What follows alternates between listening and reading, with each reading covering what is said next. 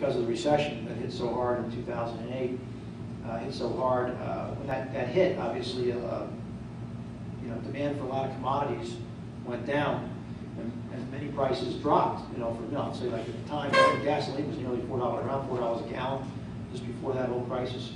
And then the crisis hit, and gasoline prices dropped, as did many other commodity prices. And that's what determines these basket of goods. That determines the cost of living adjustment.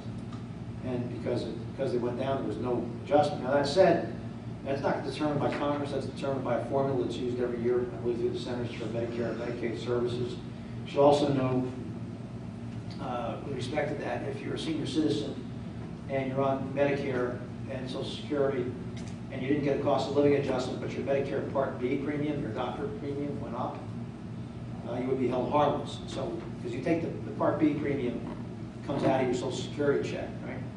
It comes out of there, but if that premium increase was higher than, and it would cause you to take less money home in Social Security this year than last, you would have been held harmless. So I mean, that's the answer. Wish it were a better one, but that's true. The second part of your question was the I'm sorry, the first question was, the hikers in Iran. Why don't they get some other kind of system to figure that out? Because there's a lot of seniors that need that extra. Understood. But the second the question, hikers. The second question was, what are they doing to get those hikers out of Iran? The question was hikers in Iran who were abducted by the Iranian government. Now, the Iranian government would argue, this is not my position, this was their position. They were spies, and were they in Iran or weren't they? They were hiking up there up in the northern areas apparently. And I think sometimes up there the border is not so well defined. And I guess there's a question as to whether or not these individuals had actually crossed into Iran. Nevertheless, they were picked up by the Iranian government, called spies, and there's an ongoing process, I believe, for negotiation to release them. And I'm not sure what the status of that is. We could try to find that out. I don't know the status today of those individuals, but it is a continuing source of friction. This is hard for us to negotiate with the Iranians because obviously we have diplomatic relations with the Iranians, and so it's even more given our history with the embassy seizure back in 79, 80. Given that period of time, that history has been very, very difficult with the weapons program. 444 days. That's correct. So it's obviously something the State Department's been negotiating very hard on. I'll try to get you a better answer than that. One of my staff, Jerry, will try to get you an answer. Actually, your cousin works in my office. We'll talk to him about it. His cousin, Jason Lane. Can I jump in there? Sure. On this question? Sure.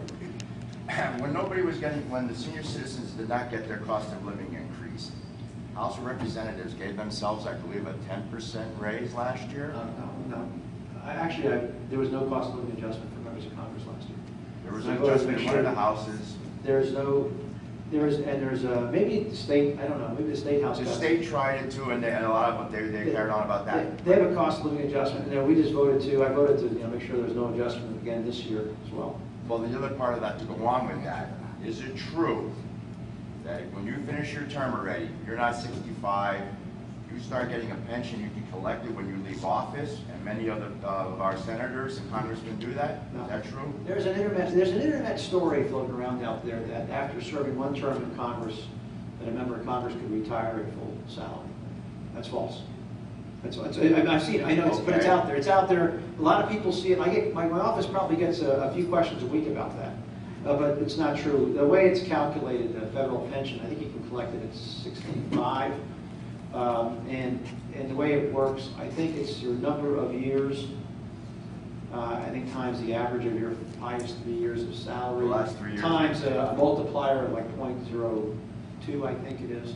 And I'm not sure the number, but something to that effect. There's a calculation, but it's the same calculation for all, I believe it's the same calculation for all the federal employees. So that's but there was I'm not sure where that came from, but that's been out on the internet. This many years I've been hearing this for many. Well, yeah, and it's been out there that long. So, and the system was different. I think before sometime in the early '80s, it changed. I don't remember what it was like. I don't recall what it was like before then. But I can get you a letter on that.